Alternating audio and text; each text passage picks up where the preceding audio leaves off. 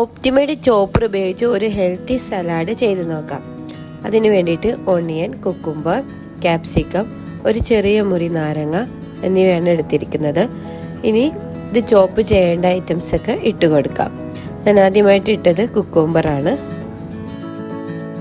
Cucumber easy ആയിട്ട് ചോപ്പ് ചെയ്തെടുത്തിട്ടുണ്ട്. അതേപോലെ ക്യാപ്സിക്കം, ഓണിയൻ അതുപോലെ ഓരോന്ന് ചോപ്പ് ചെയ്തെടുക്കാം.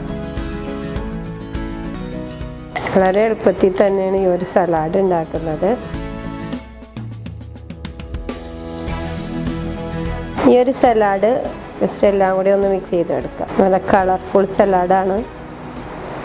ഗാർഡനിങ് സലാഡ് എന്നും കൂടി പറയുന്നതിന്. അപ്പം വളരെ ഈസി ആയിട്ടാണ് ഈ ഒരു ചോപ്പറിൽ സലാഡ് ഉണ്ടാക്കിയത്. അതുപോലെ ഇതിൽ ഡ്രസ്സ് ചെയ്ത് കൊടുക്കുന്നത് കാഷ്യൂ ഒരു അരമണിക്കൂർ സോക്ക് ചെയ്തിട്ട് അതിലേക്ക് കുറച്ച് വെള്ളവും അതുപോലെ തന്നെ ഒരു 2 വെളുത്തുള്ളിയും പെപ്പറും സോൾട്ടും കൂടി മിക്സ് ചെയ്ത ഒരു പേസ്റ്റാണ് കേട്ടോ ഇത്. ഈ ഒരു പേസ്റ്റാണ് ഞാൻ ഇതിൽ ഇട്ട് കൊടുക്കുന്നത്.